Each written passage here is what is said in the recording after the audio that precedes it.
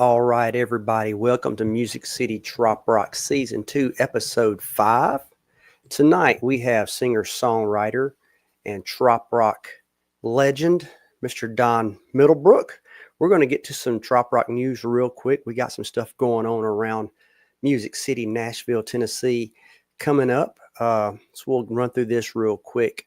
On April 27th, we have a Mike Nash house concert at Mike Todd's Rooftop Bar. That's going to be Sunday, April 27th, I think from 4 to 6 p.m. Also, on May 1st, we'll have the Trop Country Radio membership party. This is for the Music City Fins membership. This is going to be May 1st. I think that's a Thursday night at Between the Lakes and Mount Juliet, and that will actually feature our guest tonight, Mr. Don Middlebrook, and which we'll talk about that in a little bit, and Beth Travers and my buddy Harold Booth. And then on May 3rd, we're going to have another Trop Country event, Derby Day show. It's going to be at Homegrown Tap Room. That's going to feature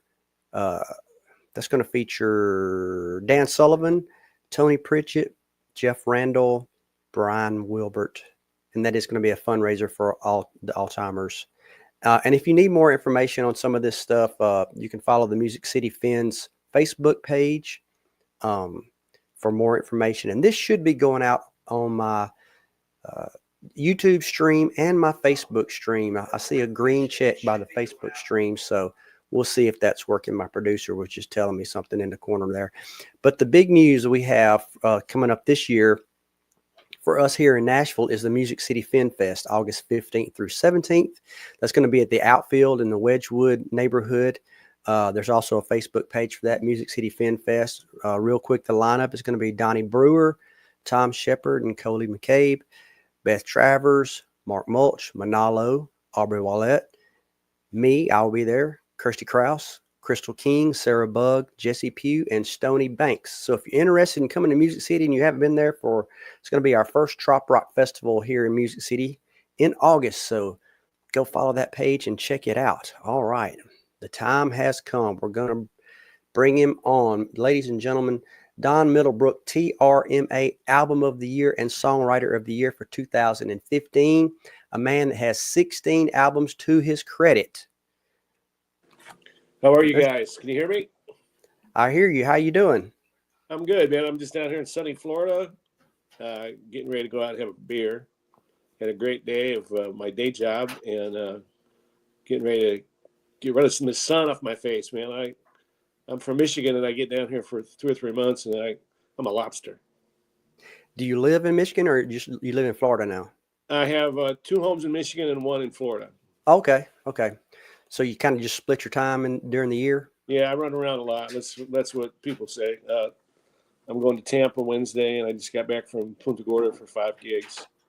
Okay. And then I'm off to Cape Canaveral on Thursday, so I go across the state, come back here to Mount Dora for a gig. So I kind of work my day job during the day, and then I would run around and do my gigging at night.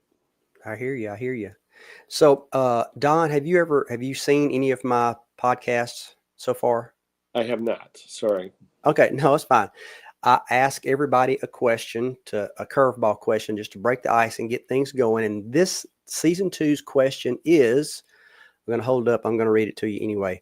Do you believe that aliens will invade Earth? I really don't. I've been around here a long time, and they seem to either not like us or aren't that interested in us. Maybe that's the thing. Maybe they're just not interested in what we're doing. Maybe so. Maybe you might be right. Let me put this paper up. Does anyone think they're gonna? Say that again. Has anyone ever thought they were going to? Oh yeah, everybody else on this list said yes. Let's see who've had this season is Kirsty Krause, Crystal King, Brendan Mayer, and Jeff Randall all said yes. So I'm the only no. You're the only no so far. I'm such a minority. It's amazing. Don, I think I saw you were you at Music on the Bay in Tampa? I was. I think I saw you in the crowd or somewhere around the stage, and I was going to say, hey, and introduce myself, and something happened. You know how crowds are. I got to talking to somebody else, and then sure, it didn't happen, but I meant to introduce myself, wanted to meet you. So do you play? You just said you played out. You have a regular day job, and then you play out at night or on weekends or so. Yeah, I have maintained a company called the Gig Factory. I book a lot of shows, concerts. I used to book Willie Nelson and Reba McEntire and a host of other people, and I still run about I'd say 30 to 50 acts a week somewhere around the country, with Key West all the way to Michigan. Oh wow. Okay. And then, Um, of course, I write a lot and I play a lot. So, yeah, it looks like you play out quite a bit. It surprised me that you still have that you're not doing it that completely full time. That you have time to do anything else. my day job's kind of flexible, and I work kind of as I want to when I want to. So that's enjoyable. Plus, I get to do it wherever I'm at. I take 3 or 4 hours of the day, and if I'm in a hotel or if I'm here in Mount Dora or on the road, I'll work yet tonight in a couple hours. So there's Right, lots right. of time. I know that musicians think day jobs are dirty words, but there's lots of time. I still have a day job, so I'm trying to get out of that. But it's Yeah. a like you said, that's a tough hurdle to overcome. Um, so let's go. Let's start back. Let's go back in time and tell me about you as a youngster and how you first got into music and some of your early influences. All right. Well, I'll tell you what. I went to Michigan State to play football, and I walked on and walked off. Oh, And I took up guitar, and I realized that I was going to have as much fun and less pain with a guitar in my hand than I would with a football. So I found myself playing a lot. Started the Gig Factory company. So that took some time as I graduated. 8 years after I graduated, of course. It took me 8 years to graduate. I'm just kidding, but that's kind of what I tell my friends on the stage. right. So I started playing a lot of gig, and I'll tell you, there's a guy that came up to me and said, "Do you know anything about this Parrot Head stuff and Jimmy Buffett?" And I said, "Gosh, I've got a couple Buffett songs, but I'm not that versed on it." And this was probably in '85. And he said, "Well, I'm going to tell you, with the internet and the Parrot Heads, long after Jimmy's gone, this will still be going. And if you have any brains, you might want to check it out." And you know what? I went out and got a couple CDs, started playing some real resortful towns on Lake Michigan for the boaters. And I never looked back, man. It was exactly what I wanted to do. And I tell you, I only talked to that guy twice, and I found him up in Traverse City. And I sat at his bedside and told him how he had changed my life. Because when we were losing him, and his name escapes me right now. I only talked to Mhm. him twice. But I learned a long time ago to be a sponge of information. The more you learn, the better songwriter you're going to be, and God knows what will happen. And I'll tell you what, it really changed my life. And I just took to it like fish to water. It was a no-brainer, and I've never been anything but a pure trop rocker since then. That sounds like that was some pretty good advice that came to you at just the right time. Yeah, I was ready. I was always looking for. I love people. I love music. I love a party. I like Mhm. anything around water. And after that, I started going to Key West, playing gigs. I traveled a lot then. I hit the road then. I mean, I really knew what I wanted to do, and it's never let me down. So yeah, my next question was going to be, you kind of answered it. How did you get into trop rock? But you were there kind of from the beginning. It sounds like I think I read a quote that somebody called you one of the founding fathers of trop rock. Yeah, well, what happened was Jerry Diaz was putting together the music on the Meeting of the Minds down Hmm. in New Orleans, and I got to know Scott Nickerson, and he was putting together the Parrot Head clubs. And these guys, I don't know how it happened, because the internet and connections and cell phones and all that weren't around then. But they Hmm. got with me and said, "Come to New Orleans."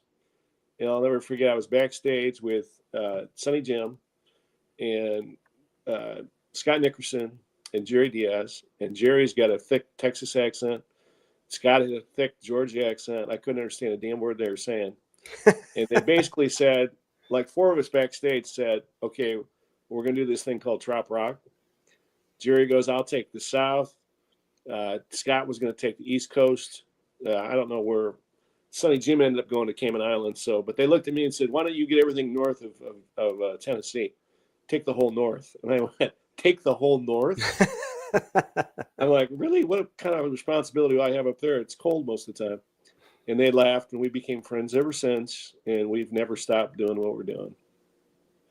That's awesome. And you have been a prolific songwriter ever since, because I noticed that you have put out 16 albums. Is that correct? Is that the right Yeah, number? it's probably more like 20. Oh, wow. Because I did a lot of stuff prior to the Trop Rock thing. I was just Okay. kind of getting into it. I think I've written 150 songs, and I've been very fortunate with Pandora and Apple, Amazon. They're stream heavy. I've got 3 stations on Pandora, and I'm lucky to say they're with Jimmy, and they're with Toby Keith and Kenny Chesney, Jesse Rice. I get some really good company there that helps me round out, make me look a lot bigger than I am, but I'll take it. That's a tremendous amount of music to put out. Do you have, out of all the albums, do you have a favorite? People really like Guitar Island. That's your newest one, right? Yeah, I've been released some streamings in the last 3 or 4 years, but I think that was my last full album I released. Mm-hmm. You know what I find with people, which is neither here nor there, but when they get to know you, the album they got to know you at is always their favorite. Some go way back to I Can't Spell Caribbean. Some only think about Welcome to the Planet. Some of them are Mexico Beach. Some are Beach Bar Serenade. So it's kind of all over the place. It's really funny how I think when you think your next good thing is your best thing, they still gravitate to what they found in the beginning and how they found you. Yeah. Which is not bad. It just tells That's what you they where associate. their hearts are. It's where their hearts are. Yeah. So I have not listened to all of it. I'll admit that's a large quantity of music to try to listen to, but I have listened to several albums. And Guitar Island, man, like I said, that's the last one you put out, had 18 tracks on it. That's Yeah. So I get the idea that you're a go big or go home kind of guy. Well, I appreciate that as a compliment. More importantly, I just really care about what I do. And there was a time I was playing with Fingers Taylor when he left Jimmy Buffett. Mm-hmm. We toured for 4 years, and he left to go have a loving relationship and kids.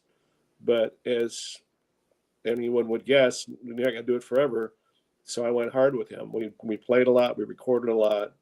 I didn't let off the gas because I wanted to get the most out of the talent I had. Mm-hmm. And thank God I did, because he's now no longer with us. And I've got tremendous performances from him still recorded that I can, share to the world. And so we just went hard. Had great players. Doyle was on that. John Patty was on that album. And, Okay. you don't get always a great chance. You get only so many chances. So when I get a chance to play with some guys like Doyle, I went for it. Right. When you were touring with Fingers, was it just you two, or did you have a full band at that time? I had a full band. I had a sax player. I had a conga player and another guitar player. What was really kind of funny is I actually had another harp player, and we were supposed to go to Key West, and I called David and said, "Hey, listen, I got Fingers Taylor in the band," and he goes, "Oh my God, I guess I'm out." And I go, "No, I'm not that kind of guy. I'm taking 2 harmonica players to Key West. I may lose some money on this trip, but I'm never going to let you down." And I'll be damned. Those guys played off each other and had a great time. And what's funny about this business, and I know from booking guys that everybody gets really hung up on the money. And I say, if you really want to make money, go get a day job or become a doctor or a lawyer. It's got to be a passion. And to this day, I can't tell you how much money I made or lost when I went to Key West, those 2 guys. But they always said it was one of the most team played, enjoyable, harmonious thing we did as a band, because I took both of them. It meant a lot to them. And, the memories of doing good things and coming from a good motive spot will always outweigh the money, because we all forget about the money, man. Money comes and goes. I don't think about it. And you know what? When you don't think about it, you do good things, money just follows. So Right. Was the other harmonica player, was that Dave Matchett? It was Dave Matchett. I've known Dave for 35 years, probably. He's a heck of a player. Yeah, him and Fingers went to war a couple times just playing harp, man. Uh-oh. If you like harp, you got a lot of harp. You got to like harp to have two in the band, I guess. Yeah. I also saw, as I was listening to some of your stuff, you wrote a song. I guess this doesn't happen very often when one trop rock artist writes a song about another trop rock artist. You have a song about Sonny Jim. I do. Do you want to tell us about that song, how that came about? I love this song. I'm probably going to re-release it because, one of the reasons people always wonder, why do you release things? Well, two, if you get it in the streaming line like Pandora, you'll actually get more play. Two, equipment actually changes. The recording equipment upgrades constantly. Mm-hmm. Three, you may even sound better or have another take. Because when I wrote it, like most guys, you write it, you're with it a little time, and then you record it. Now I've been with that song for like 20 years almost. So I'm different. It's different. And I play it probably different. I sing it probably different. Hopefully I sing it better. But one of the reasons I love this song is, you all know Sonny Jim. He's a really sweet man. He's a really sensitive human being. And I wanted to write about his steel drum playing because he had gone to the Cayman Islands. He was on the movie The Firm. His dad had kind of sheepishly said, I don't know how you're going to make it with wife and two kids just playing guitar on an island. But when he made it on The Firm, his dad was impressed. The world was impressed. He's in a movie. But then the local government said, guess what? You're taking work away from the locals. You're going to have to do something different if you want to stay here. That's how he took up steel drums. And I was very impressed that he had changed, still in the mode of his passion, never stopped. He took up another instrument and carried on. The cutest part about that song is I wrote it in B flat. And I remember calling him and saying, I don't play with steel drum players a lot. Can you have any suggestions what I can do here? And he goes, we can do anything you want, but don't do it in B flat. And I said, Jim, it's already in B flat. He goes, no problem, Don. I can work with that. So, and the other cute thing about it is, if you listen to the lyrics, I talk about the island having even an Elvis impersonator. He's a dead ringer. And that was for comic relief. I try to put some Shakespearean comic relief in my lyrics. And after I finished it, Sonny goes, you mentioned the Elvis impersonator. How did you know about that? I go, I didn't know about any impersonator. I just put it in as comic relief. He goes, in other words, a guy from the Philippines that became an Elvis impersonator because they took away his guitar, and he was the worst impersonator you could imagine. Oh, wow. He goes, it really happened. I go, I had no idea. It was just by songwriting, opening the can of songwriting, and see what comes out. That's funny. Tell us about you have a band. Your band is called the Pearl Divers, correct? The Pearl Divers, yep. Tell us about, have you had the same group of guys for a long time, and who all's involved in that? Chris Corey has been my keyboard player, steel drum player. He's back in Michigan. These guys all have kids, so a lot of them are doing it, the soccer thing and that kind of thing, putting their kids through college. Rush Clement is a really hot guitar player that I love to play with. I've had several studio female vocalists over the years, but those are the two main guys I work with right now. And I've got a cello player who I hope to get in the studio a little more. And this is a great one of those musical stories. His name is Elliot. He was calling clubs I book, and he was going, anybody want a cello player? And he called me and he goes, any bars that want to book me for a cello player? And I go, I hate to break it to you, but that's kind of like weddings and funerals, and I don't have any clubs that want to hear a cello player. And I said, but I really love cello, so why don't you come sit in with me? Well, this guy's amazing. This guy I never tell him what key it's in. Even an original, he can just hear it, goes right into it. He dances around the melody, plays anything you want. And I finally sat down, had a beer with him. I said, Elliot, I have no idea how you got so talented. And he goes, well, I was born in Ukraine. I studied cello in Russia. And the longer I can stay busy in America, the longer I don't have to go home and pick up a gun and a helmet. And I says, you got a gig. I want to take care of you. All right. So he's been in my band ever since, and I just love him. He's a great guy. Wow. Tell us about. I read this somewhere as I was doing my research on you this week. Tell us about how you stole Jimmy Buffett's TV guide.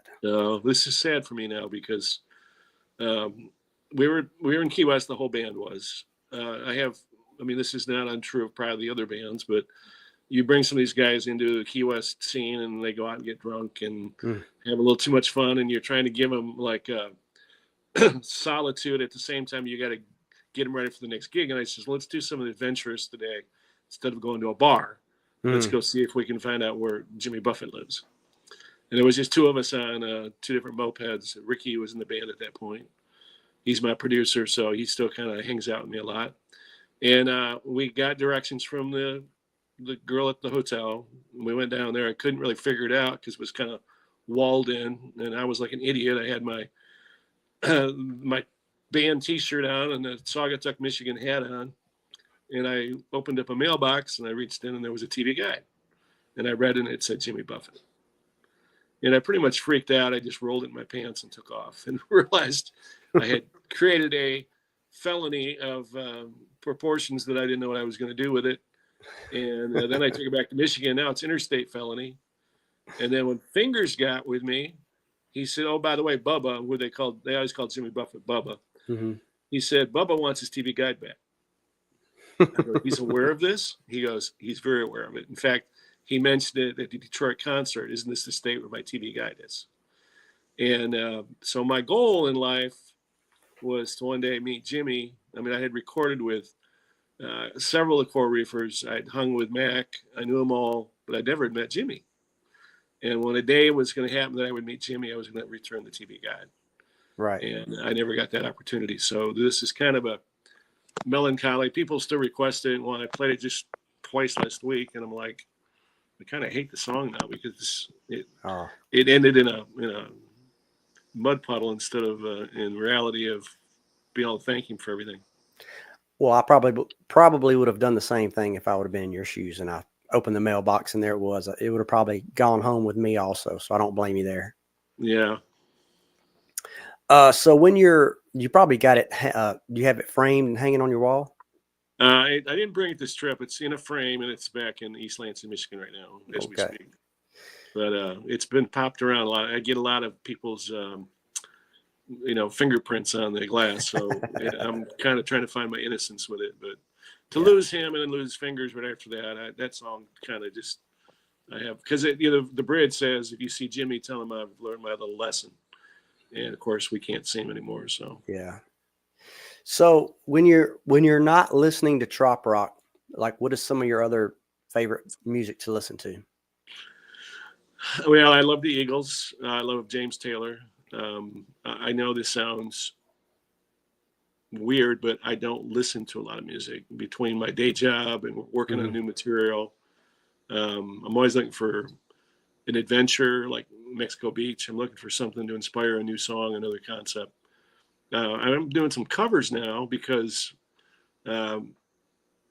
they got this thing called yacht rock, as you know. Mm-hmm. And some of my favorite yacht rock songs I've taken and put in steel drums, because I don't think yacht rock is that much different than trop rock. I'm doing a cover of Christopher Cross's Ride Like the Wind with steel drums and electric guitar. And awesome. It sounds like a Santana meets, I don't know, the West Coast yacht rock thing. And I love playing it. And so I'm going to release some new songs that are not new to me and new to you, but I'm going to do some covers.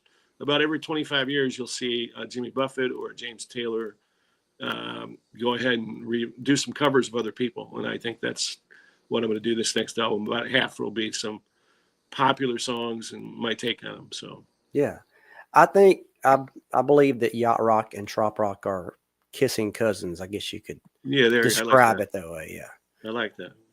So tell us about since you are such a prolific songwriter and have put out so much stuff, what is your songwriting process like? Do you keep lists of ideas going all the time? Is it something you work on every day, or do you wait for inspiration to strike? Always wait for inspiration. I don't believe a song should even be written if the lyrics don't have a reason to be said. I look for depth. I look for I have a really weird life, I guess, in some ways.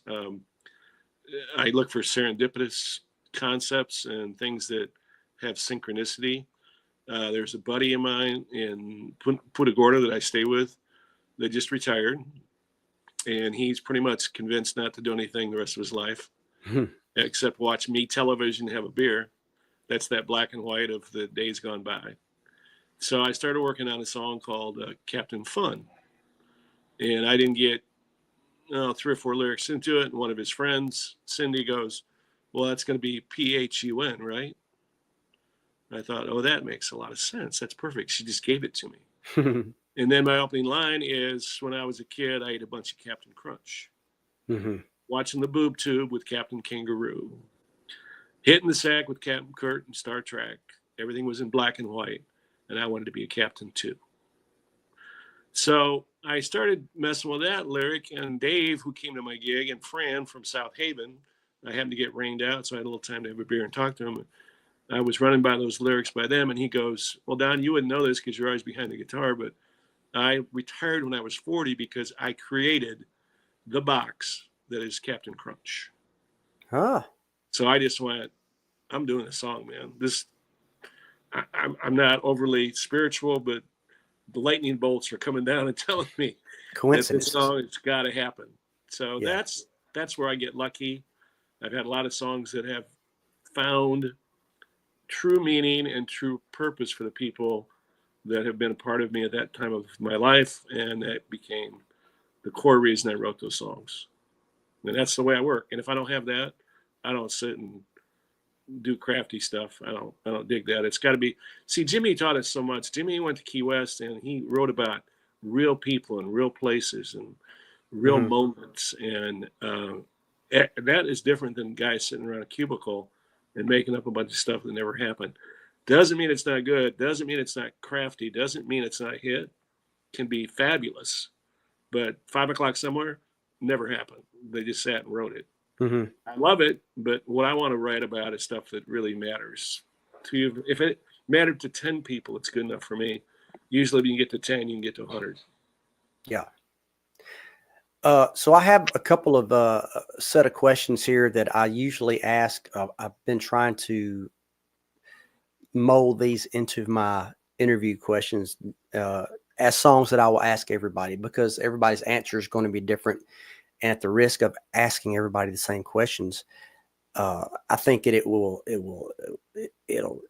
bring forth, like I said, different answers, and it'll be interesting to songwriters and guitar players. So one of those questions is, do you believe that certain guitars have songs in them? Certain guitars? Yeah, I like that. I think they do. I mean, even if you do a nylon string classical and you start playing in the minors, it's going to come off Spanish, a little Willie Nelson thing in there with an old trigger that used to play. But yeah, my guitars, I played Ovation for a long time, and I always felt her tendencies toward a certain sound tone that led to a different feel. Now I'm playing a Godin now that I really like, and it's more of a rocker. It's hollow or a solid body. So yeah, I like that. So do you have a favorite guitar? I assume it would be your Ovation. I kind of beat that to death after 30 years. So now I like my Godin right now. I get a lot of sustain out of it. I got a blues pedal that I use and gets pretty sustainable tone. So I feel like I'm rocking a little more. I love playing lead. I'm a lead player down deep inside. So. Yeah, I was going to compliment you on that, because I've watched some videos of you live on YouTube, and you are a very good guitar player. Yeah, I'm just different. I played when I went to Michigan State. I went at 18 years old. I went to the music department, said I want to be in the jazz band. They go, "We don't have guitar." I go, "You're a major university and you're not teaching guitar." And they go, "No, we have a jazz band, but they don't have a guitar player." And I go, "I want to be that guy." So I was only chair, first chair for 4 years. I be honest with you, I was very, very awful. But what I got from it was jazz really covers the neck and the spectrum. And I still have a lot of what I call jazzy style playing against Trop Rock. Mm-hmm. It's I'm not a blues player. I'm not a rocker. I'm more of a jazz cat. Awesome. Do you have a guitar that got away that you wish that you had back? No, no, no, not really. I You, find one I really like and I play it till about falls apart, and then I go get another one. I'm not a collector of, you know, the studios are built these days that you can go in with a guitar and they can get you any sound you want. So, and that's not my stick. I'm not one of those guys that owns 20 guitars. right. Okay. Fair enough. So flying with guitars, next question, flying with guitars. Do you do much flying with guitars? No, I almost drive everywhere because I use my JBLs and my equipment, and Okay. I've driven out to California 3 or 4 times. So, Oh, wow. That's a long way. yeah. Yeah, that seems to be that's a hot topic, on online, musicians flying with guitars and the airlines destroying their guitars. So that's one reason why I was going to Well, ask. I'm going to Seattle in June this year, but I will tell you that I haven't flown in a while, but every time I get on a plane with my guitar goes with me and that and the baggage. And Right. you might have to push some buttons with the people, but I can't do that. I've Right. seen them out. I see what they do to baggage, luggage. I don't want my guitar thrown around. Well, Don, like I said when I was doing the intro, you're going to be in Nashville in Mount Juliet on May 1st at the Trop Country Radio membership party, along with Beth Travers and Harold Booth. I believe that's on a Thursday night, and I won't be able to make it out there. But do you have any? So if any of the listeners are if you're watching this, you want to go check out Don Middlebrook, and you're in Nashville, go by there on May 1st. Do you have any other events or gigs you want to plug for us real quick? Well, I'm a little behind with getting stuff off my website just because I've been going pretty strong down here in Florida since I got here late February. I've been here 2 months, but I'll get more things up for the summer. I'm going to Seattle June 14th for sure. That gig May 1st with Dale Clemens. He's a great guy. We're going to have a lot of fun. I'm going to be running my own sound system, and we may have some other people sit in if they want to, because I haven't played Nashville in a while. And then I'm taking about a week and a half off to go in the studio. And then I'll get my summer up. But most of it's in Michigan. I've got one trip to Wisconsin, Seattle. I'm kind of bopping around the Midwest most of the summer. And then I go right back into October, back to Florida and the Panhandle. And it's Groundhog Day that I love, Mm-hmm. Do you have any you said you're going into the studio, so do you have new music coming out you can tell us about? Yeah, I got a couple new ones. I got another song that has been indicative of my travels and in my troubadour life. It's called I Have a Friend at Every Exit, which if you do as long as I have, it's amazing. You're driving along and you go, there's Northport, Florida, and you go, oh, I know who lives there. I went by Sonny Jim's place, and you just go up and down the coast, and I know somebody lives there. Oh, that's where Jim Asbell used to live back in Georgia, and now I know where he lives down here. So it's called I Have a Friend in Every Exit. And I tell you, I was inspired. Yeah. Here again, a buddy of mine from Michigan is seeing me at the Tipsy Rooster in Key West. And I'm like calling out all these people that know each other and all the history we've had. And I'm about to cry because they're all not just fans, but they're friends. And they've made my life, I'm never alone. I'm never alone when I'm on the road. And Dave yelled out, he goes, Don, you're the straw that stirs the drink. And I thought, what a great line. I'm in a boat with a bunch of friends that the boat never sinks, and they've allowed me to be a straw that stirs the drink. I have a friend at every exit. So that's kind of how I wait for the songs to come to me. And that Dave wrote that lyric, but I thought it was a great line, being the straw that stirs the drink. Awesome. We can't wait to hear it.